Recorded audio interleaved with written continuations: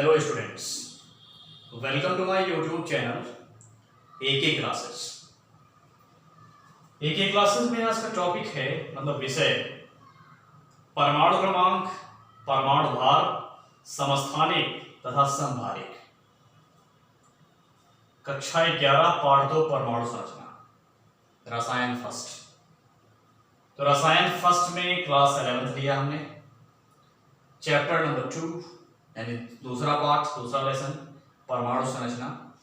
और परमाणु संरचना के अंदर हमें जो विषय लिया है वो क्या है? परमाणु भार, परमाणु क्रमांक, समस्थानिक तथा समभारिक। तो इन्हीं पर आज हम बात करने वाले हैं। तो सबसे पहले हम बात करेंगे परमाणु क्रमांक तथा परमाणु भार पर बात करेंगे, ठीक है। परमाणु क्रमांक तथा परमाणु भार। परमाणु क्रमांक तथा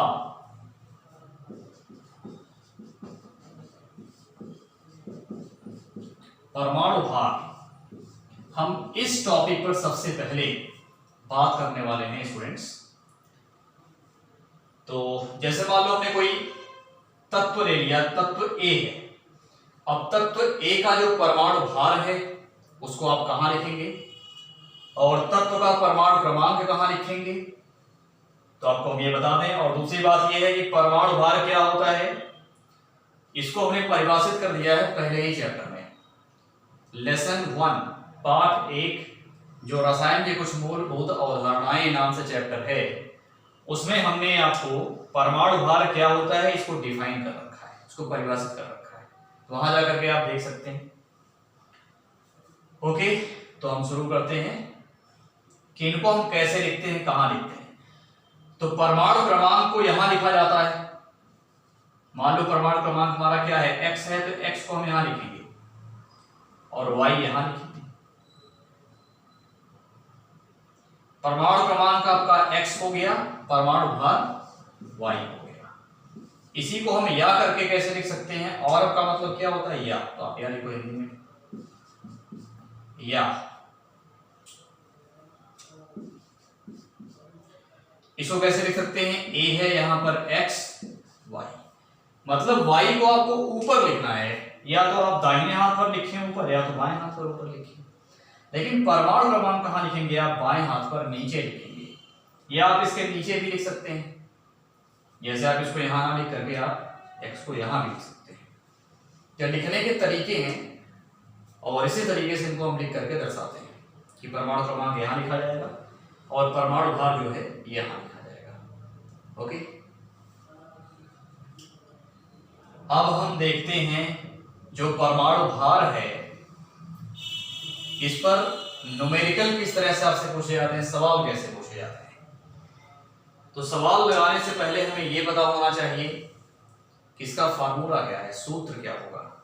तो सूत्र इसमें जो है वो क्या है, परमाणु भार, सूत्र याद रखिएगा सभी लोग। परमाणु भार बराबर होता है प्रोटॉनों की संख्या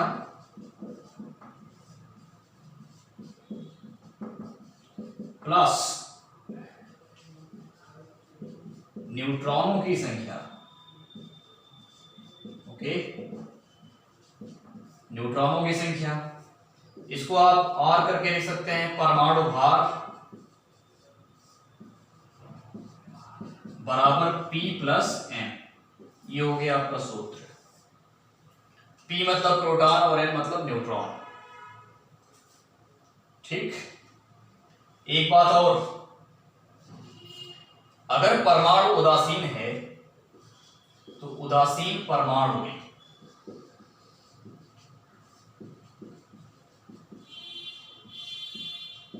यदि परमाणु उदासीन है तो क्या होगा, इलेक्ट्रॉनों की संख्या बराबर प्रोटॉनों की संख्या, बराबर क्या होगा, परमाणु क्रमांक।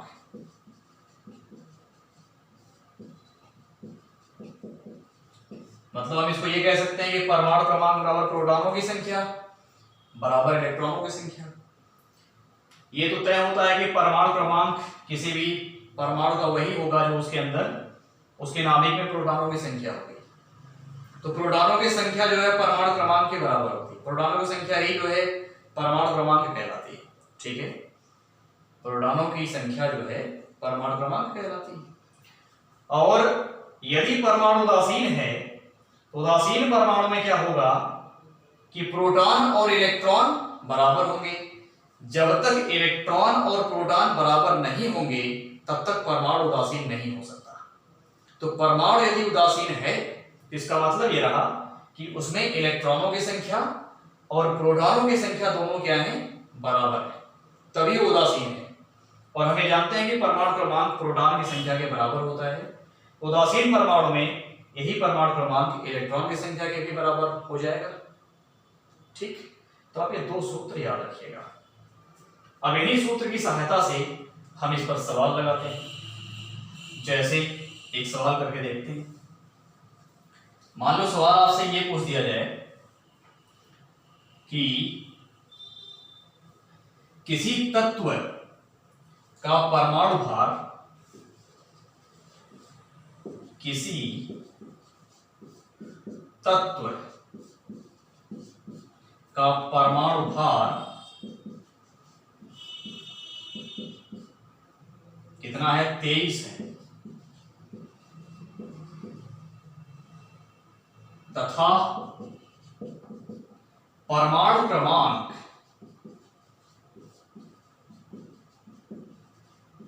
कितना है, 11 है। 23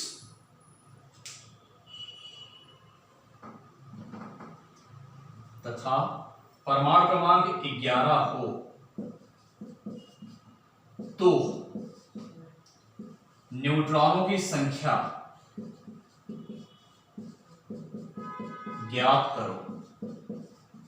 मान लीजिए आपसे ये सवाल पूछा गया, इसको आप कैसे निकालेंगे? बहुत आसान तरीका है।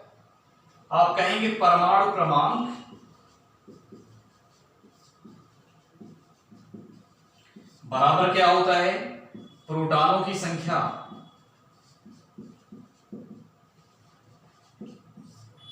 ठीक, परमाणु क्रमांक बराबर प्रोटॉनों की संख्या।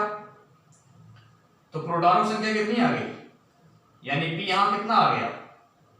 अब यहां पी आप बार बार प्लस मत देखो, पी की संख्या मतलब प्रोटॉनों की संख्या, पी कितना आ गया, 11। यह हमें सवाल में दिया है। अब हम जानते हैं कि परमाणु भार बराबर क्या होता है, P प्लस N। तो यहां N बराबर क्या आ जाएगा, आपको N ज्ञात करना है। आपसे N पूछा है, कह रहा ना न्यूट्रॉनों की संख्या ज्ञात करिए। तो आप यहां से न्यूट्रॉन की संख्या ज्ञात कर सकते हैं। तो न्यूट्रॉन बराबर क्या आएगा, परमाणु भार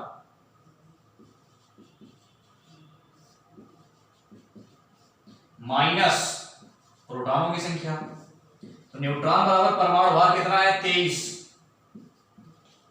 माइनस प्रोटॉन संख्या कितनी है, 11। परमाणु भार 23 है और प्रोटॉनों की संख्या जो है वो 11 है। तो आप इसमें से घटा दो 11 को 23 में से, तो ये आ जाएगा, यहां बचेगा 2, यहां बचेगा 1, 12 11 23। तो न्यूट्रॉनों की संख्या कितनी आ गई, 23। तो इस तरह से आपसे कुछ दे देगा, कुछ पूछ लेगा किसी तत्व के बारे में। इलेक्ट्रॉन पूछ सकता है, प्रोटॉन पूछ सकता है, न्यूट्रॉन पूछ सकता है। तो इस तरह से सवाल आपसे पूछ लिए जाते हैं। खैर, इतने आसान सवाल कक्षा 11 में तो आपसे नहीं पूछे जाएंगे, बट नॉलेज के लिए आप इसको ध्यान रखिएगा कि आपको ये चीज पता होनी चाहिए। बोर्ड में तो नहीं पूछेगा, मतलब फाइनल एग्जाम में तो नहीं पूछेगा, लेकिन ये आपसे कंपटीशन में जरूर पूछा जा सकता है, इसलिए आप इसको ध्यान रखना। नेक्स्ट पॉइंट आता है समस्थानिक तथा संभारिक। अगला टॉपिक आता है समस्थानिक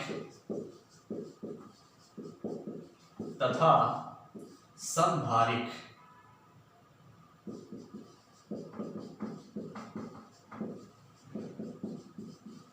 ठीक है ना, समस्थानिक तथा संभारिक।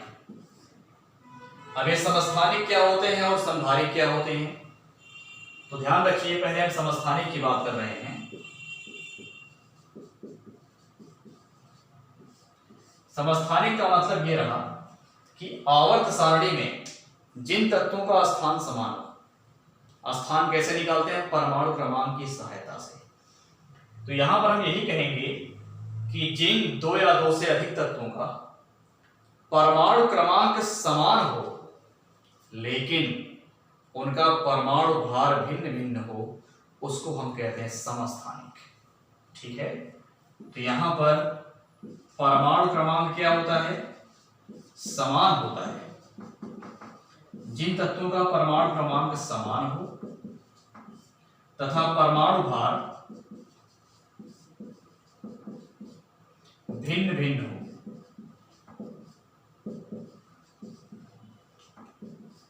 वो तत्व एक दूसरे के क्या कहलाते हैं? समस्थानिक कहलाते हैं। बात समझ गए? जैसे मान लो हमारे पास में हाइड्रोजन है, तो 1H1 1H2 1H3। आप देखिए परमाणु क्रमांक इसका भी 1 है, इसका भी 1 है, इसका भी 1 है, लेकिन परमाणु भार क्या हो गए? भिन्न भिन्न हो गए। तो हाइड्रोजन के 3 समस्थानिक होते हैं। इसका नाम है प्रोटियम, और इसका नाम है ड्यूटीरियम, और इसका नाम है ट्रिटियम। ये 3 हाइड्रोजन के समस्थानिक होते हैं, प्रोटियम, ड्यूटीरियम तथा ट्रिटियम। ठीक है ना? और एग्जांपल है अपने पास, जैसे मान लो दूसरा एग्जांपल, कार्बन 12, कार्बन 13, कार्बन 14। परमाणु क्रमांक सबका कितना होगा? 6 होगा। तो यहां परमाणु क्रमांक समान है लेकिन परमाणु भार भिन्न भिन्न है। तो जब परमाणु भार भिन्न भिन्न होगा तो ऐसे में इसको हम कहेंगे समस्थानिक, क्योंकि परमाणु क्रमांक समान है। आवर्त सारणी में सभी का स्थान एक ही जगह होगा, भिन्न भिन्न जगह नहीं होगा, इसलिए इनको हम लोग क्या कहेंगे? समस्थानिक कहेंगे। इसी प्रकार संभारिक का मतलब क्या होता है? संभारिक वो होते हैं जिनका परमाणु भार समान होता है। समभारिक मतलब भार समान हो। ठीक है, समभारिक का मतलब भार समान हो। तो जिन तत्वों का परमाणु भार, जिन 2 या 2 से अधिक तत्वों का परमाणु भार समान हो लेकिन उनका परमाणु क्रमांक भिन्न भिन्न हो, उसको हम लोग समभारिक कहते हैं। तो समस्थानिक और समभारिक ये दोनों एक दूसरे के उल्टा हैं, अपोजिट हैं, उल्टा है। तो यहां पर परमाणु भार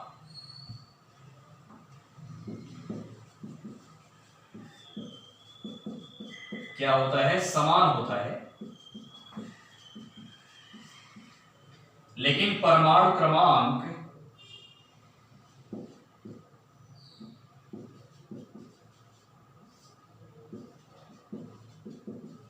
क्या होता है? भिन्न भिन्न होता है। परमाणु क्रमांक भिन्न भिन्न होगा, परमाणु भार समान होगा, जिसको हम समभारिक कहेंगे। जैसे हमारे पास में एक एग्जांपल है, कैल्शियम तथा आर्गन। आर्गन का परमाणु भार कितना है? 40। कैल्शियम का भी परमाणु भार कितना होता है? 40। लेकिन जो इनका परमाणु क्रमांक है वो अलग अलग है। इसका 20 होता है और इसका 18 होता है। तो परमाणु क्रमांक दोनों का देखिए भिन्न भिन्न है, लेकिन परमाणु भार कितना है? समान है, 40 40, 20 18। परमाणु क्रमांक भिन्न भिन्न हो गया।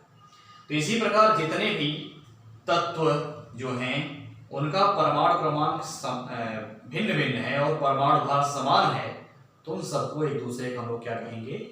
समभारिक कहेंगे। इसका उल्टा होगा तो समस्थानिक कहेंगे। ओके, आई होप आपको इतनी सारी बातें समझ में आई होंगी। तो इस क्लास में स्टूडेंट इतना ही, बाकी मिलते हैं अगली क्लास में। ओके, तो आप इसको पढ़िए, समझिए, कोई दिक्कत हो तो आप कमेंट बॉक्स में टाइप करिए। ठीक, और यदि हमारा चैनल, हमारा जो है ये टॉपिक आपको समझ में आ रहा है तो आप हमारे चैनल को जो है सब्सक्राइब करिए, लाइक करिए और उसको शेयर करिए, जिससे हमें थोड़ा हेल्प मिल सके, सहायता मिल सके और आपको हम बेहतर से बेहतर आपकी स्टडी करवा सकें। ओके स्टूडेंट, तो इस वीडियो में इतना ही, इस क्लास में इतना ही। जय हिंद।